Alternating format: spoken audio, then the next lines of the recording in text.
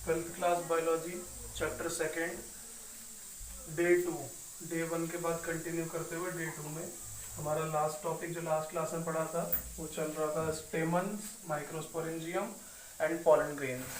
तो उसके बारे में हमने स्टेमन के बारे में पढ़ लिया था, माइक्रोस्पोरेंजियम पढ़ लिया था, पॉलन ग्रेन्स रह गया था, वो पढ़ना है। उसका फिगर हमें ध्यान रखना है बुक से 2.2 का ए और बी। पॉलन ग्रेन्स के बारे में कंटिन्यू करते हुए आते हैं। पॉलन ग्रेन्स जो होते हैं, सबसे पहले बात लिखिए, very in the shape and size and colour and design, figure 2.4 book का। तो जो पॉलन ग्रेन्स होते हैं उनका शेप अलग अलग होता है, साइज अलग अलग होता है, कलर अलग होता है, डिजाइन अलग होता है, हर अलग अलग फ्लावर के अंदर। साइज कितना होता है जनरली इनका? एक कॉमन साइज 25 से 50 माइक्रोमीटर होगा डायामीटर में। डायामीटर में से सपोज ये पॉलन ग्रेन्स है, ये पॉलन ग्रेन मान लिया, तो जो इसका ये साइज है this one is 2.25 to 50 micrometer होगा। फिर आते हैं इसी में कंटिन्यू करते हैं पॉलन ग्रेन्स की लेयर। पॉलन ग्रेन की कितनी लेयर होती है? जैसे ये पॉलन ग्रेन मुझे दिखा रखा है, तो पॉलन ग्रेन की दो लेयर होती हैं, एक लेयर और इसी के ऊपर एक लेयर। तो जो बाहर वाली लेयर है एक तो इसमें, और एक अंदर वाली लेयर है। तो जो बाहर वाली लेयर है उसे एक्साइन बोलते हैं, और जो दूसरी अंदर वाली लेयर है उसे इंटाइन बोलते हैं। E for exit, exine, E for intine, E for अंदर। एक्साइन जो होती है वो हार्ड होती है, सख्त होती है, क्योंकि उसे बाहर रहना है, उसे प्रोटेक्शन का काम करना है। आउटर होती है मेड अप ऑफ स्पोरोलिनिन। जो हार्ड जो एक्साइन है वो बाहरी कवरिंग है पॉलन ग्रेन्स की, और स्पोरोलिनिन की बनी होती है। अब स्पोरोलिनिन जो होता है वो एक हार्डेस्ट कवरिंग है ऑर्गेनिक मटेरियल की, जिसके ऊपर कोई भी एंजाइम, कोई भी स्ट्रॉन्ग एसिड या फिर कोई भी बेस अल्कली, कोई उस पर कोई हार्मफुल इफेक्ट नहीं कर पाता। ये से प्रोटेक्शन करने का काम करता है। तो एक्साइन जो है वो स्पोरोलिनिन की आउटर कवरिंग से ढका हुआ होता है, which is the most resistance organic material. Sporopollenin के ऊपर कोई चीज काम नहीं करती, इट कैन विदस्टैंड, ये अपने आप को बनाए रखता है अंडर हाई टेम्परेचर। कितना भी टेम्परेचर हो जाए, कितना भी स्ट्रॉन्ग एसिड आ जाए एंड कोई भी अल्कली आ जाए, evenly no enzymes that can degrade sporopollenin, कोई भी एंजाइम स्पोरोलिनिन को खराब नहीं कर सकता। लेकिन नोट में एक बात ध्यान रखनी है, जो पॉलन ग्रेन होता है उसमें कुछ एक छोटी सी जगह होती है, उस छोटी सी जगह पर ना स्पोरोलिनिन एब्सेंट होता है, तो उस जगह को जर्म पोर बोला जाता है। नोट में एक्साइन हैविंग जर्म पोर, ऐसी जगह होती है जहां पर स्पोरोलिनिन नहीं पाया जाता, वेयर स्पोरोलिनिन एब्सेंट।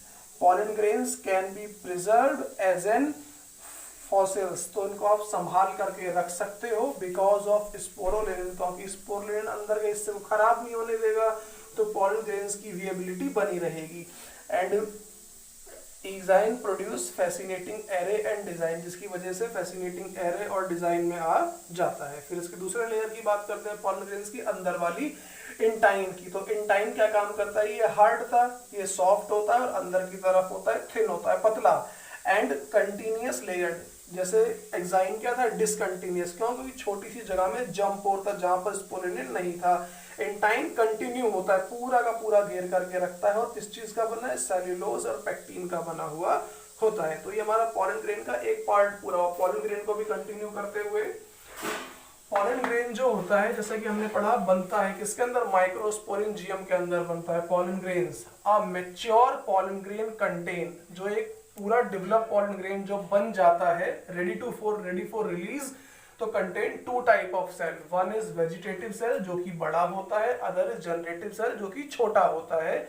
जो बड़ा सेल होता है वेजिटेटिव, उसके अंदर बड़ा है तो साइटोप्लाज्म भी बड़ा होगा उस सेल का, उसके अंदर काफी सारा रिजर्व मटेरियल भी पड़ा हुआ होगा। Having abundant food reserve and irregular shape, इसकी एक खराब बात होती है कि इसका शेप इररेगुलर होता है। फिर जो जनरेटिव सेल है ये स्पिंडल के शेप का होता है, सुई के आकार जैसा, एंड द डेंस साइटोप्लाज्म, छोटा सा साइटोप्लाज्म होता है। इवनली जो जनरेटिव सेल होता है ना, वो वेजिटेटिव सेल के अंदर ही तैरता रहता है उसी के साइटोप्लाज्म में। फिर यहाँ पर नोट में दो बातें ध्यान रखनी है कि टोटल जितने भी एंजियोस्पर्म प्लांट हैं, फ्लावरिंग प्लांट हैं, उसमें से 60% प्लांट ऐसे होते हैं जो अपने पॉलन ग्रेन्स बनने के बाद शेड कर देते हैं, छिड़क देते हैं, फैला देते हैं। कब? एट टू सेल वाली स्टेज पे। टू सेल स्टेज का मतलब होता है कि उनके अंदर एक वेजिटेटिव सेल पाया जाएगा और एक जनरेटिव सेल पाया जाएगा। इसी प्रकार से जो रिमेनिंग 40% ऑफ एंजियोस्पर्म है ना, वो अपने पॉलन ग्रेन शेड करते हैं, छिड़क देते हैं, फैला देते हैं एट 3 सेल वाली स्टेज पे। 3 सेल स्टेज का मतलब क्या है, यहाँ भी 1 वेजिटेटिव सेल होगा और 1 ही जनरेटिव सेल होगा, लेकिन जो जनरेटिव सेल है ना वो माइटोटिक डिवीजन के द्वारा 2 जनरेटिव सेल में डिवाइड हो जाएगा। तो इस तरीके से 2 सेल स्टेज का कॉन्सेप्ट हो गया और ये 3 सेल स्टेज का कॉन्सेप्ट हो गया। अभी पॉलन ग्रेन का एक और टुकड़ा पूरा हो गया। पॉलन ग्रेन को ही कंटिन्यू करते हुए, अभी पॉलन ग्रेन्स कुछ ऐसे होते हैं जो साइड इफेक्ट्स हमको प्रोवाइड कराते हैं। Side effects of pollen grains, हमारी बॉडी पे या फिर हमारे ऊपर पॉलन ग्रेन का क्या क्या बुरा इफेक्ट पड़ सकता है। तो मेनली हमारे वो 3 मेंशन कर रखे हैं बुक में। First, it causes allergy. कुछ लोग होते हैं जो हिल स्टेशन पे घूमने जाते हैं तो उनको इनसे एलर्जी हो जाती है, या फिर कुछ लोग होते हैं जो कुछ फ्लावर से एलर्जिक होते हैं। सेकंड इज ब्रोंकियल अफेक्शंस, हमें अस्थमा आता है, रेस्पिरेटरी डिसऑर्डर्स जो होते हैं इनसे हो सकते हैं। और तीसरा, क्रॉनिक, बहुत ही ज्यादा severe respiratory disorder evenly contact में आते ही इसका सिम्टम शुरू हो जाएंगे, जैसे अस्थमा, ब्रोंकाइटिस, आइटिस मतलब इन्फ्लामेशन, ब्रोंकस, जो हमारे ब्रोंकस होते हैं उनके अंदर सूजन और अन्य कई प्रकार के डिसऑर्डर्स इनसे हो सकते हैं। तो ये मेनली 3 साइड इफेक्ट हैं। एग्जांपल के लिए ध्यान रखना है पार्थेनियम, जिसका दूसरा नाम है और में कैरेट ग्रास, जो कि हमें पॉलन एलर्जी करता है। जो कि क्या हुआ था, भारत में बाहर के देशों से गेहूं को मंगाया गया था, उनके साथ में एज अ वेड ये साथ में आ गया था और यूबिक्विशियस से फैलता भारत में चला गया। तो ये तो साइड इफेक्ट हो गया पॉलन ग्रेन्स का। अभी आते हैं positive effect of pollen grains. Pollen grains का फायदा क्या है हमारे को, नेगेटिव इफेक्ट क्या है उसका पढ़ लिया। अभी पॉजिटिव इफेक्ट, अच्छा इफेक्ट क्या है कि ये ना सप्लीमेंट, ये हमारे इम्यूनिटी को बढ़ाने के लिए यूज किया जाता है। It is rich in nutrient, इसके अंदर काफी सारी मात्रा में न्यूट्रिएंट पाए जाते हैं, इसलिए इसका इस्तेमाल सिरप के तौर पे पीने के लिए, पॉलन ग्रेन्स की टैबलेट खाने के लिए और फूड सप्लीमेंट, फूड के साथ में मिलाने के लिए भी यूज किया जाता है। हमारे यहाँ नहीं, वेस्टर्न कंट्रीज में, विदेशों में इट इज क्लेम दैट, ये दावा किया गया है कि इसको खाने से हमारी जो परफॉर्मेंस है वो बढ़ जाती है और इसे एथलेटिक जो खिलाड़ी होते हैं और रेस में दौड़ने वाले घोड़े जो है उसका प्रयोग करते हैं। ये बुक में फिगर में 2.6 में मेंशन कर रखा है। अभी इसी को पॉलन ग्रेन्स को कंटिन्यू करते हुए, सपोज कर लो कि पॉलन ग्रेन्स, अब जो एंथर है वो डाइसेक हो गया, फूट गया और फूट करके उसने पॉलन ग्रेन्स को रिलीज कर दिया।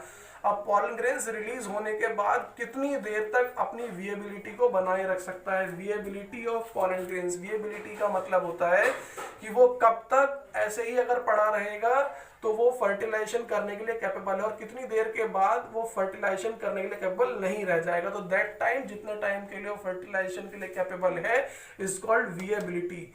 तो it depend upon the temperature. Viability जो होती है, एटमॉस्फेयर में कितना टेम्परेचर है, एटमॉस्फेयर में कितनी ह्यूमिडिटी है, इस चीज पर डिपेंड करती है। अलग अलग प्रकार की स्पीशीज में पॉलन ग्रेन्स अलग अलग है, हमने पढ़ा, तो उनकी विएबिलिटी भी अलग अलग। जैसे हम सीरियल्स की, दाल चावल गेहूं की बात, गेहूं चावल की बात करें, नॉट दाल की, तो it lose viability within 30 minute. Suppose अभी पॉलन ग्रेन्स रिलीज हुआ तो जो अभी टाइम है उसके 30 मिनट के बाद भी पॉलन ग्रेन्स जो अपनी विएबिलिटी को लूज कर देंगे, मतलब उनको 30 मिनट से पहले ही फर्टिलाइज होना पड़ेगा। सेकेंड केस में आते हैं, रोजेंसिया हो गया, लेग्यूमिनेसिया हो गया, सोलेंसिया हो गया, ये अपनी विएबिलिटी को मेंटेन करते हैं 4 मंथ, 2 मंथ, 3 मंथ, 4 मंथ, इतने मंथ तक भी इनके पॉलन ग्रेन्स की विएबिलिटी बनी रहती है। तीसरा आता है, जैसे अब हमारे पास कुछ, हम अगर अपनी इच्छा के अनुसार कराना चाहें आर्टिफिशियल पॉलिनेशन, तो हम पॉलन ग्रेन्स को स्पम्स की तरह स्टोर भी कर सकते हैं। Pollen grains are stored at, ये ध्यान रखना है, -190 सेल्सियस डिग्री, -190 डिग्री सेल्सियस पे माइनस में पॉलन ग्रेन्स को स्टोर किया जा सकता है इन पॉलन बैंक। जैसे स्पर्म बैंक होते हैं, ब्लड बैंक होते हैं, ऐसे ये पॉलन बैंक में स्टोर किया जाता है। क्यों किया जाता है? For desirable crop breeding program, ताकि हम क्रॉप ब्रीडिंग प्रोग्राम अपनी डिजायरेबल, अपनी इच्छा अनुसार करा सकें। तो आज की क्लास यहाँ खत्म करते हुए, और अपना काम करते रहे, लाइक करते रहे, शेयर करते रहे, उसको सब्सक्राइब करते रहे। डे 3 की वीडियो फिर नेक्स्ट डे में करते हैं।